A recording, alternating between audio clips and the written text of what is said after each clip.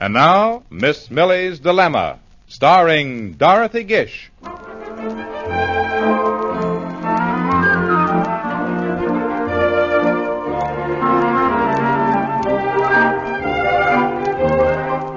Transcribed from New York City, your Army and your Air Force present a light comedy titled Miss Millie's Dilemma, starring Dorothy Gish.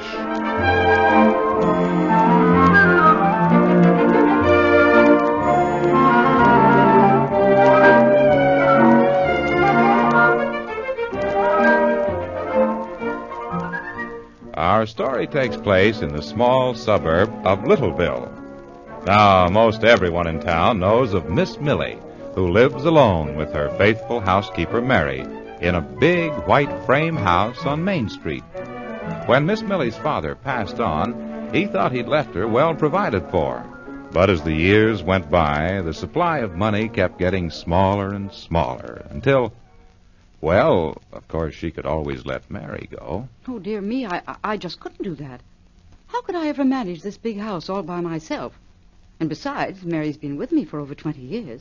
No, I guess that isn't the solution.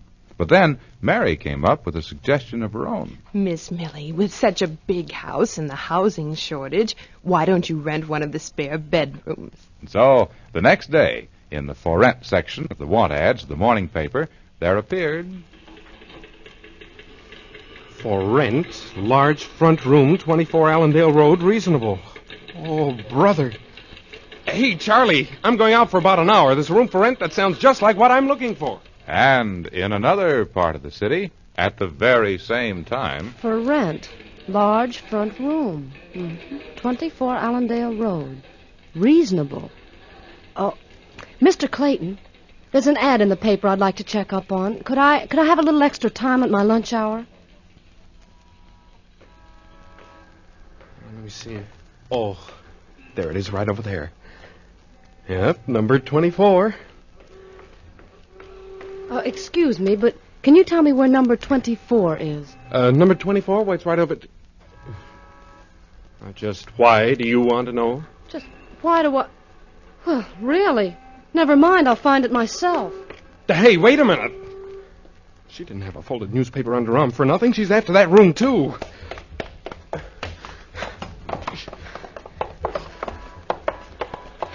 Would you please get out of my way? Do you mind, please, if I was here first? Now, if you don't mind... Now, listen here. Just one second. Would you get out of my way, please? Yes. May I help you? Yes, I've come to see about the room. Oh, won't you come in, please? Miss Millie will be right down. Miss Millie, there's a young couple here to see about the room. Coming, Mary. Oh, how do you do, children? My, what a nice-looking couple. I'll take you right in now. I've definitely made up my mind. Yes, you both look fine to me. Excuse me, but we are not a couple. Definitely not. And this gentleman is not a gentleman. Dear, what a terrible thing to say. Yes, he almost knocked me down coming up your stairs. Now, just a minute. I did no such thing. I tried to step out of your way, but you just pushed me aside like an I don't old... care to discuss it. Now, Miss Millie, is it? Yes, that's what everyone calls me. Well, then, Miss Millie, I'd like to see the room you advertised. What about me, Miss Millie? I got here first. Really? Oh, this is rather confusing. Mary, I think we'd better have a conference. Will you children excuse me? I'll be right back. Sure. They're a fine-looking couple, Miss Millie. You can't turn them down. But, Mary, they're not a couple. Not now, they're not. But if they both were to have a nice room... Now, I'll move into the small room in the back. And you can rent my room, too. Mary, that would be wonderful. Let's go back and tell them. Now, children, I have good news for both of you. I'm going to rent a room to each of you. Oh, that's very kind of you, Miss Millie. Oh, I hope you don't mind my calling you that. Of course not, child. And what will I call you? It's Betty Wilson, but you can call me Betty. And you, young man? John Porter, Miss Millie. But my friends call me Johnny. Oh, isn't this wonderful? Johnny and Betty have come to live with me. Oh, dear. Now, come along, children. I'll show you where you're going to live.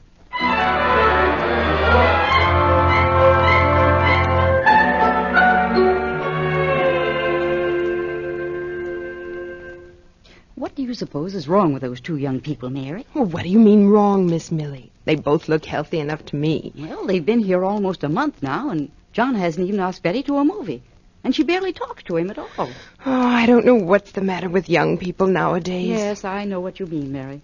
Why, when I was a girl, I had more beaux flocking around my doorbell every night than I could... Why, Miss Millie, I always thought your father kept asking you why you didn't go out with the boys more. Well, he just didn't understand. But never mind. Now, what about Betty and John?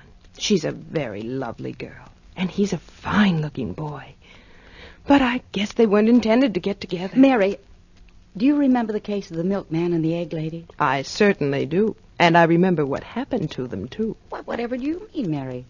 How was I to know the milkman was married? Why, we don't even get eggs delivered anymore. Well, we both know Betty and John aren't married.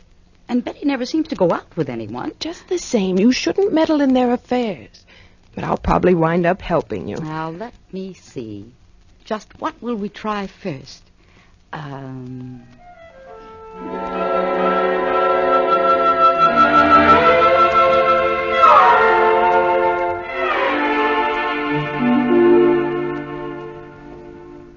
Hello, Miss Millie?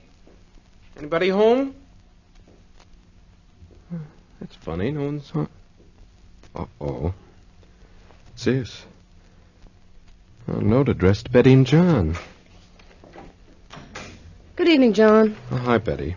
Oh, say, this should interest you. I have a note addressed to us. What? Listen. Dear John and Betty, Mary's younger sister is getting married, and we've gone to the wedding. Please make yourselves at home. You'll find everything you want in the kitchen. Just help yourselves. We'll be back about 10 o'clock. Love, Millie and Mary. Well, what do you know about that? Yeah. I didn't know Mary had any sisters. Well, I'll go out in the kitchen and see what I can do. I better warn you, I'm not a very good cook. Oh, that's all right. I can cook. Can you really? Uh-huh. Well, come on, Chef. I'll get you an apron and put you to work. Oh, look at the table in the breakfast nook. It's all set with candles and everything. Oh, isn't it pretty? Almost makes a guy feel romantic. John, Hmm? you may take off that apron. Look, here in the oven. Why, everything's all ready. You know what I think? I think I do. Can you imagine those two trying to play Cupid? Johnny. Huh? Would you light the candles?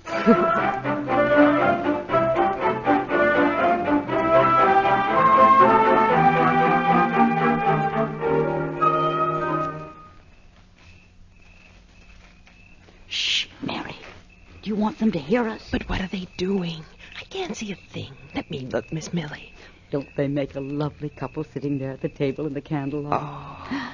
I remember when I was a girl. Shh. Someone's coming.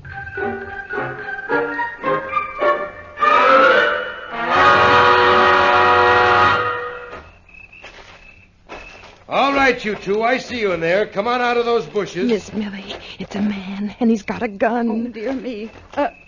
Do you want something, mister? I want you two to come out of those bushes before I come in and get you. Mary, you go out. I'll sneak up behind him and hit him with this rock. He looks dangerous to me. All right, Miss I'm Millie. coming in. We're coming. There. There, I guess that'll show you not to point a gun at two poor defenseless women. Hey, Mike. Mike, you all right? Did you get him? Hey, Mike, what's wrong? What happened? Head. What hit me? I did. And I guess it'll teach you to scare women. Huh? I'm going in and call the police. Lady, we are the police. Don't you know it's a serious offense to resist arrest and assault an officer? Oh, dear. Oh, Miss Millie, I knew no good would come of this. Resist arrest? We haven't done anything. Now listen, you. We caught you prowling. Why, that's ridiculous. This is my house. Hey, Mike, listen to her, will you? Her house. So if it's your house, why are you sneaking around in the bushes looking in your own windows? If I want to look in my windows, there's not a law in the world that can stop me. Okay, so you're the owner. Now, we can soon prove that. Oh, dear me. We can't go inside now. Yeah, and why not? Well, you see, I've rented two of my rooms to a lovely young couple who should be married. Well, what I mean is, oh, dear, you probably wouldn't understand. Well, there now that you know, you can just go on about your business. I'm afraid it's not quite as simple as that, ma'am. Someone around here turned in a report about some prowlers in this neighborhood. Then go on and find your prowlers. Lady, we have. You're it. Oh, Miss Millie. But I tell you, I own this house, and... That'll be very easy to prove. Come along. Well, you'll find out in a minute who lives here. Miss Millie. And Mary. Well, what's happened? Johnny, come here. Yeah, what is it, Betty? Miss Millie. Johnny, we've been pinched. So, you are Miss Millie. Well, I'm truly sorry, ma'am. I've often heard the chief speak of you, but this is the first time I've ever seen you. Oh, is that so? Well, sure, anyone can make a mistake. Now, won't you please overlook it? I was only doing my duty. John, you know who I am, don't you? And Betty. What's going on here? Well, it's just that I thought these two here were prowlers. I caught them peeping in the kitchen windows, and this one hit me on the head and tried to escape. Oh, Miss Millie, you didn't. Yes, I did. He had a gun. He certainly looked dangerous to But me. Miss Millie, he's a policeman. He's here to protect law-abiding citizens from harm. Well, I guess that does make things different. Dear me, officer, you must think I'm a very silly girl. Of course I don't think you're a very silly girl, Miss Millie. Oh, you don't have to apologize. After all, it was only a little bump. Well, why don't you all come in and have some coffee and some nice homemade apple pie? It's the least I can do for all the trouble I've caused. Yeah, you go on in, Mike. I'll stay on duty in the prowl car. Okay, I won't be long. Oh, Miss Millie, I have the most wonderful news for you. I'm going to be married. Married? Then it did work after all. Congratulations, John. Hold on there. I'm not the one. He's in California. But I thought that... I know you did, Miss Millie, so you don't have to say a thing. It was cute, though, the way you tried to get us together. Oh, dear, then I suppose that means you'll be leaving here. In about 3 weeks. And I'll be leaving you shortly, too, Miss Millie. Oh, not because of what happened tonight. Oh, no, not at all. My boss is transferring me to the Chicago office. Well, I guess I'll be right back where I started. Here's your coffee, officer, and a nice big piece of apple pie. Oh, I'll serve it to him, Mary. Do you like homemade apple pie, officer? I made it myself. Oh, say, Miss Millie, you shouldn't have any trouble getting someone else. Excuse me, ma'am, but I've always liked your place here, and I've been alone for a good many years now. Oh, you never got married? Nope. And I've been thinking... Yes? Well, I could put my savings into a place like this one, and later I could use my pension for the upkeep. Dear me, how nice. Anyway, I go on the retired list next month, and if you're looking for someone to rent a room to, I'd be glad. Mary, bring in another piece of that apple pie and some fresh coffee. Now, officer, about that room for rent.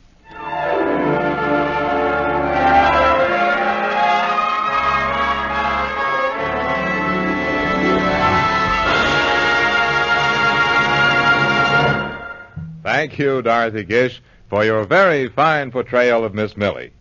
And now, a message for you young men listening in. High school graduates, there's a future for you in today's United States Air Force. Now you can train for a specific job in one of the 42 career fields under the new Airman Career Program. Under this new program, you actually chart your future, plan the exact steps you'll take along the path of your Air Force career. Get all the facts at your nearest Air Force base or U.S. Army and U.S. Air Force recruiting station, and then judge for yourself. Ladies and gentlemen, this program was brought to you by your Army and your Air Force on behalf of your local recruiting station in cooperation with this radio station and was specially transcribed for presentation at this time. Miss Millie's Dilemma, starring Miss Dorothy Gish and featuring Joyce Gordon, Helen Christian, Ross Martin, Joe DeSantis, and Bernard Grant, was written by Sergeant First Class Everett Day and was directed by Charles Wilkes. This is Joe Ripley speaking for the Voice of the Army.